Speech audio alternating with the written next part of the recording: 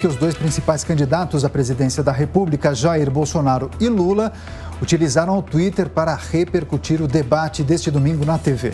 Luciana Verdolim, a nossa repórter diretamente de Brasília, vai trazer os detalhes dessa troca de farpas dos candidatos à presidência. Bem-vinda, Luciana.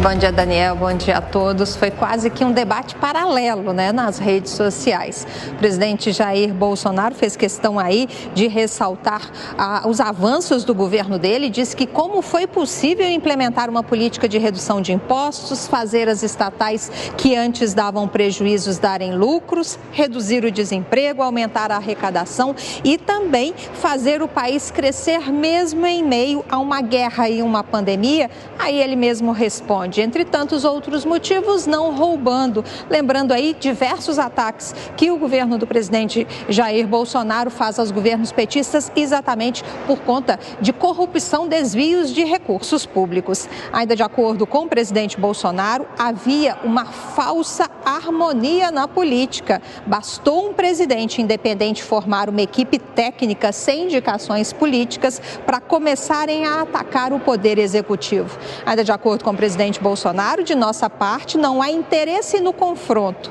O que queremos, ainda de acordo com o presidente da República e atual candidato à reeleição, é servir ao povo e não mais a outros interesses. E termina que o diabo é o pai da mentira, o ladrão é o embaixador da terra.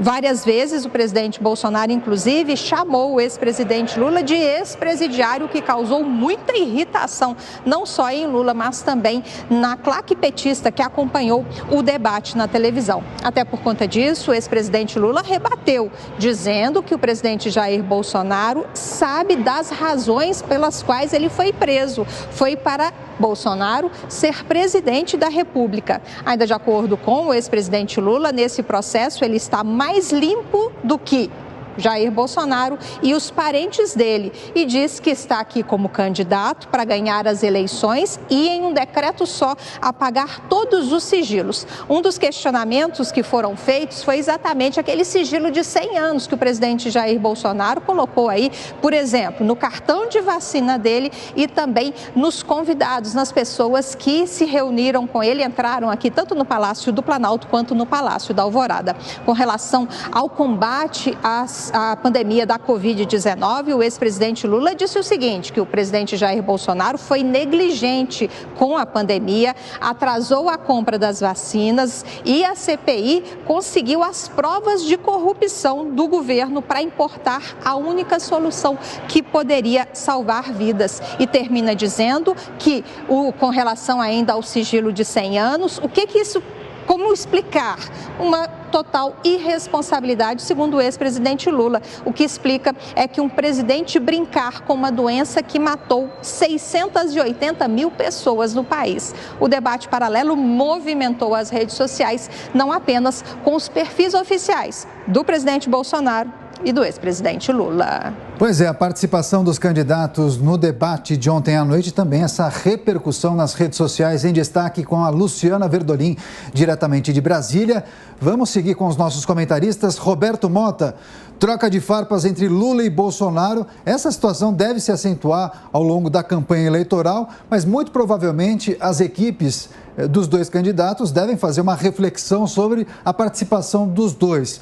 Você acha que o saldo foi positivo para os dois ou não? A gente pode considerar que se saiu melhor. Eu acho que o presidente se saiu muito melhor, e isso é por uma razão natural. O que a gente está vendo é o confronto de um candidato que tinha sido condenado em 2 processos criminais, do triplex e do sítio, por um juiz, depois pelo TRF, depois pelo STJ, envolvido nos maiores escândalos de corrupção do planeta, Mensalão e Petrolão. Aí aconteceu uma inexplicável, para mim é inexplicável para o cidadão comum, a anulação desses processos, mas o candidato continua com posturas que contrariam os valores da maioria dos brasileiros. O candidato do PT já disse que o bandido não tem culpa, o bandido comete um crime porque não tem oportunidade, deu aquela declaração, ainda bem que a natureza criou o monstro do coronavírus, chamou o agro de fascista. Então é tudo narrativa, né? A campanha dele vai ter muito trabalho. para tirar disso aí alguma coisa que o salve. Já o presidente Bolsonaro, ele enfrenta quais são os crimes dos quais ele é acusado. Ele não faz parte do clubinho que geralmente loteava o Brasil. Ele não fala de acordo com o politicamente correto. Pronto, ele fala o que ele pensa, do jeito que ele pensa, ele não entra nessa de politicamente correto. E ele defende os valores da maioria dos brasileiros, que é a família, contra a ideologia de gênero, contra a liberação das drogas, combate ao crime, direito à autodefesa armada, que é uma defesa que ele faz constantemente, e montou um ministério técnico. Então, quando você compara a campanha do ex-presidente e ex-presidiário, é justo dizer, Lula, com a do presidente Bolsonaro, você tem a comparação de uma narrativa para tentar escapar da realidade, narrativa versus resultado. Olha, eu acho que dificilmente dá para a gente dizer que os dois candidatos mais bem colocados nas pesquisas, Lula e Bolsonaro, saíram vencedores ontem. Na minha avaliação, os dois perderam de alguma forma.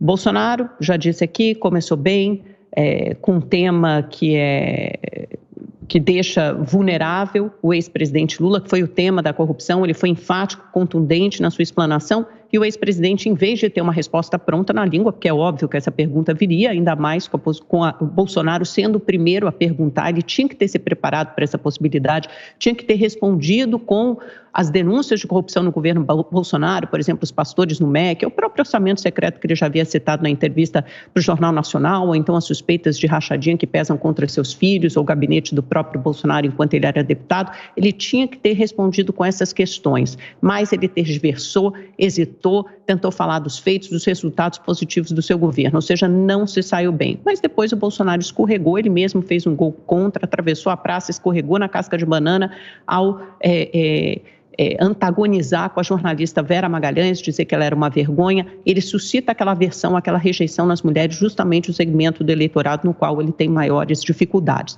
Quem se saiu maior nesse debate foram os candidatos da terceira via, o que reaviva ou dá uma sobrevida justamente às mulheres, como Soraya Tronic e Simone Tebet, que agora têm a chance de se tornarem mais conhecidas. Ninguém nunca tinha ouvido falar na Soraya, tenho certeza que muitos a viram pela primeira vez nesse debate. Agora as duas têm bastante tempo de campanha de rádio e TV, tem mais de 2 minutos cada uma. A Soraya Tronic, que é do União Brasil, a Simone Tebet também tem uma coligação, MDB, PSDB, Podemos, Cidadania, então as duas têm mais de 2 minutos de campanha de rádio e TV, participarão de todos os debates e sabatinas, terão chance de se tornarem mais conhecidas. O Ciro Gomes também. Hoje de manhã já foi divulgada uma pesquisa BTG-FSB, lógico que não dá para medir ainda o humor do debate, mas já mostra ali um cenário praticamente estável, mas com crescimento do Ciro Gomes de 6 pontos para 9, ou seja, ele volta ao patamar que ele tinha no final de julho, e a Simone oscila positivamente 1 ponto, de 3% para 4%. Pode indicar aí um começo de interesse do eleitor, agora que a campanha começou oficialmente pelos candidatos da terceira via, pode roubar alguns votos do ex-presidente Lula, que está na frente, Bolsonaro continua estável? Não sei, a se medir pelos próximos resultados, pelos próximos levantamentos, mas certamente a terceira via roubou a atenção, os holofotes nesse primeiro debate. Os dois principais candidatos foram mal, eles só reforçaram rótulos e estigmas que já pesam contra eles. No caso de Lula, a corrupção, no caso de Bolsonaro, a misoginia.